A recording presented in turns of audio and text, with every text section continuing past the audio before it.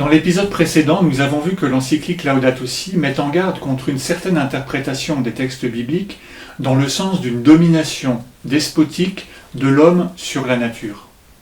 Le texte de la Genèse est porteur d'une autre vision, dont nous pouvons redécouvrir la richesse pour mieux vivre la conversion écologique, qui est aussi pour nous chrétiens une conversion évangélique. Après avoir créé Adam, le premier homme, le Seigneur Dieu prit l'humain et l'établit dans le jardin d'Éden pour cultiver le sol et le garder.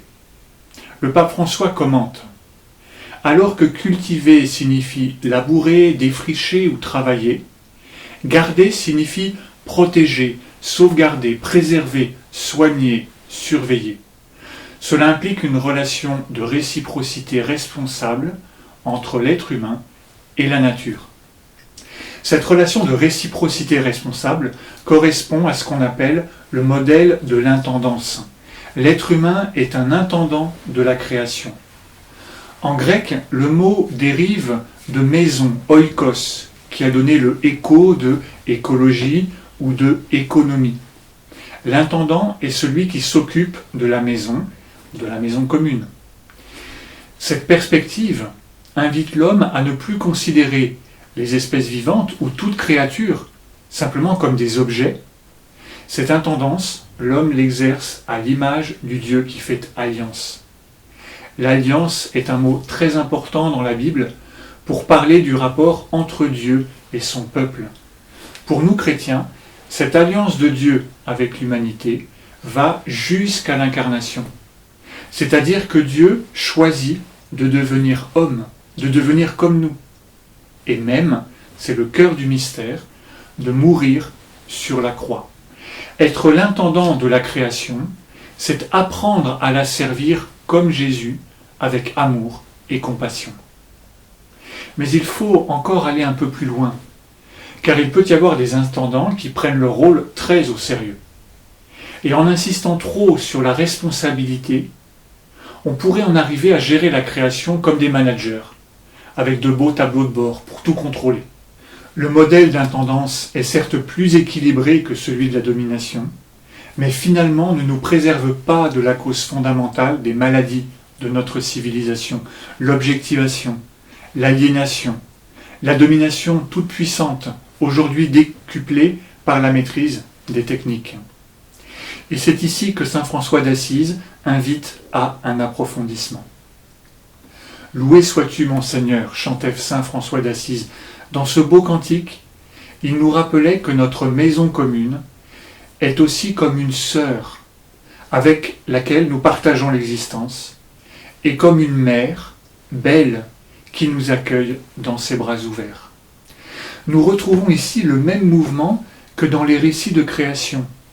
Le soleil et la lune ne sont plus des dieux. Comme dans les religions antiques, ils sont créés par Dieu. Pour François, la terre n'est pas seulement une mère, une Pachamama, si je reprends un terme d'une tradition d'Amérique latine. François loue le Dieu très haut qui a tout créé. La terre-mère qui nous porte et nous nourrit est aussi une sœur. Mais allons plus loin. Oui, François a aimé les animaux. Oui, il a chanté le soleil, la lune, sœur notre mère la terre. Mais surtout, il a refusé toute domination.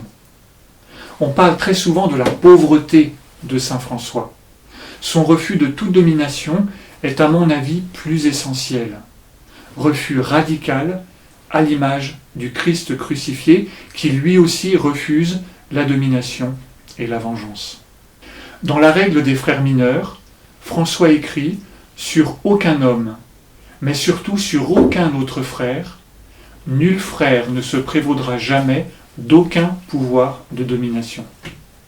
La fraternité envers les frères comme envers la création est refus de toute domination. » Et François le tient bien sûr de l'Évangile, dans l'Évangile de Marc en particulier, « Si quelqu'un veut être le premier parmi vous, qu'il soit l'esclave de tous, dit Jésus. » Et en refusant toute domination, il se découvre créature, au même titre que les autres créatures. Il se découvre dépendant du même Dieu créateur, tiré de la même glaise.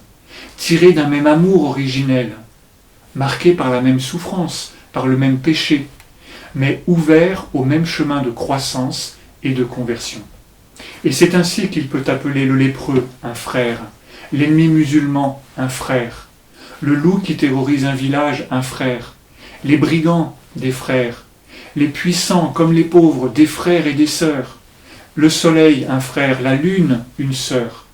Bref, qu'il peut voir en toute créature les membres d'une même famille, chacun aimé de Dieu, car quand Dieu crée, Dieu voit que cela est bon. Ce n'est pas une idéologie égalitariste ou une forme de méthode Coué.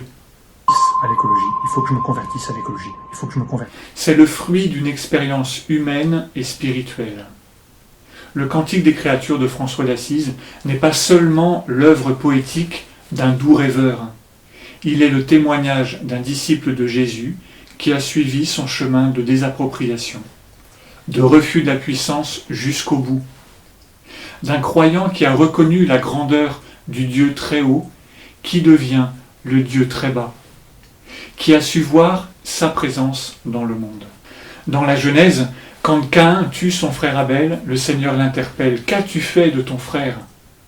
La voix du sang de ton frère crie de la terre vers moi. » Et le pape François commente, dans ces récits si anciens, empreints de profond symbolisme, une conviction actuelle était déjà présente. Tout est lié, et la protection authentique de notre propre vie, comme de nos relations avec la nature, est inséparable de la fraternité, de la justice, ainsi que de la fidélité aux autres. Ce terme de fraternité traverse l'ensemble de l'encyclique Laudato Si. Le pape parle de communion universelle, de fraternité universelle, de fraternité sublime avec toute la création. Cette fraternité est à la fois une forme de vie, une qualité et un style de relation. Elle intègre à la fois la responsabilité humaine et la réciprocité qui invite l'être humain à recevoir sa vie et toute vie comme un don à garder, à cultiver, à soigner, à entretenir.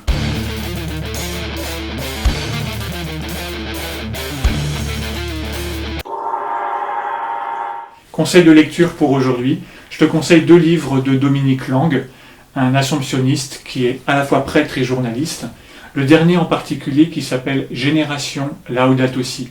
À travers des courts chapitres, Dominique nous fait rentrer dans ce que ça veut dire la conversion écologique, à la fois dans les difficultés, parce que c'est pas évident de trouver des solutions, et en même temps dans les beautés et dans la joie de suivre Jésus en prenant soin de la création que Dieu nous confie.